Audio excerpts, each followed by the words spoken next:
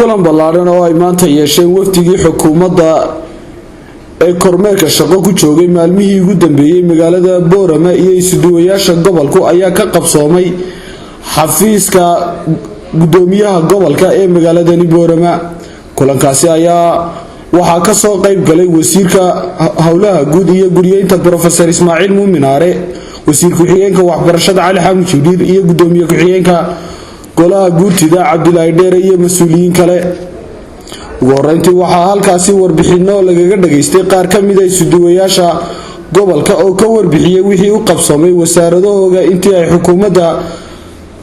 kulmiye ku guuleysatay talada dalka. kadib waxaa halkaasi ka hadlay wasiirka wasaaradda hawlaha guud iyo guriyeynta Professor Ismaaciil Muuminaare oo ku dheeraaday muhiimadda ay leedahay wax wada qabsiga iyo isku duubnidu. kasteen la ina kolka dadku way kala jeedinaysaa horta dadkii oo qofba qof wuxuu meeshiiba wax tii common-kii ee la wada lahaa wax ku lahaa lumi waayo qofna taamaatan garan Boorama soo dhaxba bal mashkilad dadku wada leeyo qashin halka yaal nin walba iska baraya waa kolka dadka laga dilo aragtay xayawiyada nolosha dareenka oo ka dhiman waa ilaahay u bedelo qoomna ilaahay u isbedelaan waa kolka dareenka dadku ee caradii walaalkii uu qabay wax walba kalena ku noqon. sidoo kale waxaa halkaasi ka hadlay wasiir ku-xigeenka wasaaradda waxbarashada iyo tacliinta sare mudane Cali Xamuud Jibriil oo ka hadlay waxaanu sheegay in ay dawladdu diyaar u tahay inay buuxiso baahiyaha xafiisyada dawladda ee gobolka wixii kalaankeega ah isla markaana aanu waxba ka agran doonin. macquula waa la idin qabanaya diyaar baan nahay waxaan ku soo dhaweynayaa wasiirka hawlaha guud iyo guriyeynta badan Ismaaciil Muuminaare hay'adaha kala dawladda gargaarkooda oo sheegay oo aan leeyahay inaad wixii hadda aad waafaqaysataan wax Allah iyo wixii idinka dhiman ee aad talaysaan hadda aad qorataan waan ogahay inaad baahida soo wada qorataan sida loogu wada jawaabi maayo ha u qaadan in baahida aad sheegateen dhamaanteen inta wada keentaan sida loogu soo jawaabin haba saacad macquula ay dawladdu karayso ee macquula waa la idin qabanaya diyaar baan nahay waxaan ku soo dhaweynayaa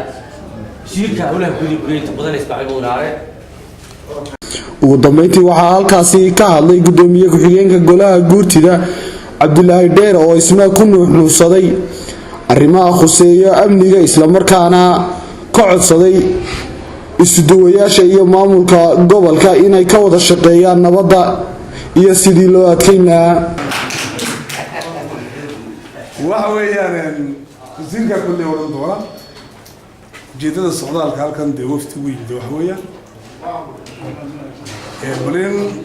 xoogaa loo noqdo iyo inaynu amniga xoojintiisa isku baraarujinno. maxaa yeelay ninbaa maalinteeda la kaftamo wuxuu yidhi magaalada ardayda dee discretionary power baa jira waxba u bannaan laakiin dee waxa jira aan la simi karin baa jira haddana oo kala duwanaanaya oo baaxadda wuxuu dhacay dambigu u dhacay iyo sida uu yahay u kala duwanaanaya.